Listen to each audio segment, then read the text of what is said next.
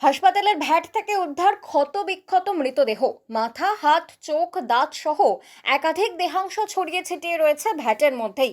ঘটনাটি Barasat medical college and হসপিটালের।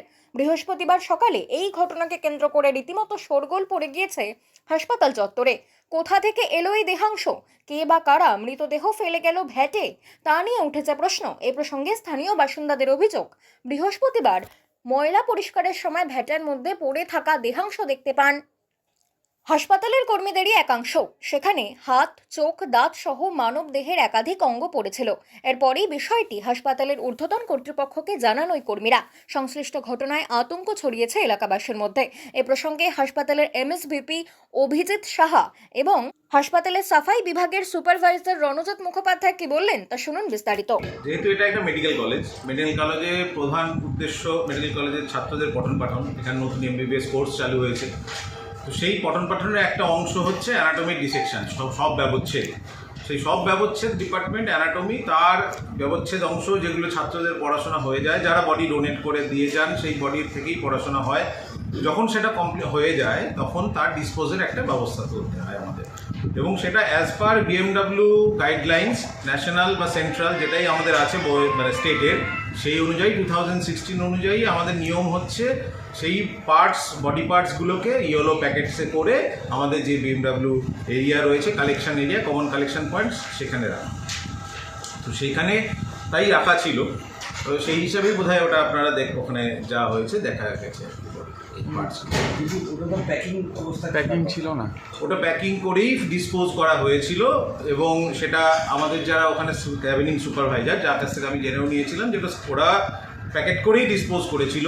যারা এজেন্সি, বায়োমেডিক্যাল এজেন্সি যারা নিতে আসে, এখান থেকে রিসিভ করতে আসে, সেই এজেন্সি ওরা যেহেতু ওদের কাছে ব্যাপারটা নতুন একেবারেই, যে কোনো দিন আগে তো পাইনি এরকম, ডিস্ট্রিক্ট হসপিটালে সেটা পাওয়ার কোনো কথাও নয়, মেডিকেল কলেজে পেয়েছে বলে ওরা ভারী মনে হওয়াতে, যেটা আমার কাছে ওরা বলেছে, সেটা ওরা দেখেছে, তখন ওরা বলেছে তাহলে আজকে আমরা নেবো না, আমরা কালকে আমাদের হায়ার অথরিটি পারমিশন নিই, যেটা আমরা নেবো কিনা তখন নিয়ে যাবো বলে ওটা হয়তো খুলে রেখেছে ওরা, সেইটাই হয়তো দেখা গেছে ওইভাবে খুলে রেখেছে। কিন্তু এটা ডিসপোজ করার ক্ষেত্রে সরকার করা হবে না, এই সমস্তগুলো এই বায়োমেডিক্যাল ওয়েস্ট গাইডলাইন্স অনুসারে এরকম কিছু সরকারের ব্যাপার নেই। এটা যদি ইয়েতে থাকতো তাহলে সেটা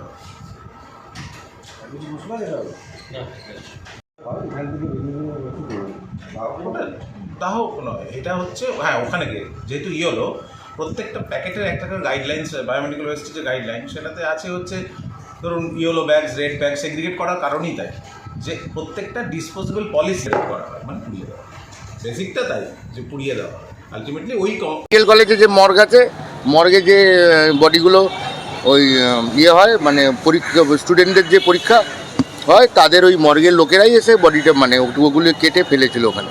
ওগুলো সেফ র্যাঙ্কই নিয়ে যায়, এখনো কারণ মানে নিয়ে সকালবেলায় সেই সমস্যা এই অবস্থা আছে। স্যার আসলে স্যারকে জানাবো। ওটা কি প্রতিদিনই হয়? না, ওটা ওই যখন তো হঠাৎ করে একটা ভ্যাটের মধ্যে এরকম ভাবে সেফ র্যাঙ্কই নিয়ে যায়, ওগুলো তো ডাইরেক্ট। তাই এরকম ভাবে কি দেহ মানে ফেলা যায়? প্লাস্টিকের ছিল ওগুলো, কিন্তু ছবি তো তা বললো না যে প্লাস্টিকের মধ্যে ফেলে দিয়েছে। দেহ যেটা দেখে মনে হচ্ছে দাদা লোগোটা কোনো অ্যাক্সিডেন্টের দেহ বা অন্য কোনো পরীক্ষার কোনো নয়। যারা মেডিকেল কলেজে পড়ুয়া রয়েছে তারাও বলছে এটা মেডিকেল পড়ুয়া ওদের ওখান থেকেই ফেলেছে, মর্গের ওখানে যে মর্গটা আছে, ওই মর্গে যারা কাজ করে তারাই ফেলেছে।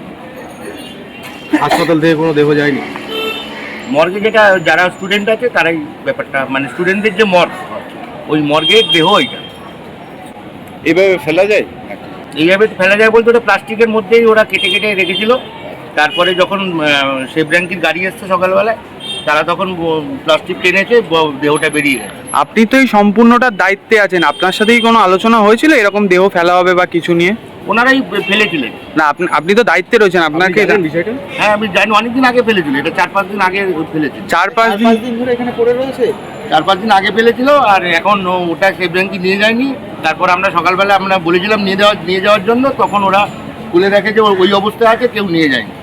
এবার মর্গে ওদের ওখানে মর্গে খবর দিয়েছে, ওরা আবার এসে প্যাকেটিং করে দেবে। আবর্জনা স্তূপের মধ্যে কি আদেও কি এরকম ভাবে দেহ ফেলে রাখা যায়?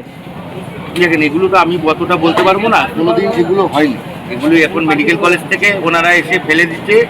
এবার আমি জানি যে সেফ র্যাঙ্কে নিয়ে যায়, এবার সেফ র্যাঙ্কে নিয়ে যায়নি, আমি স্যার আসলে জানাবো যে সেফ র্যাঙ্কে নিয়ে যায়নি, ওরা ডাইরেক্ট ফেলছে।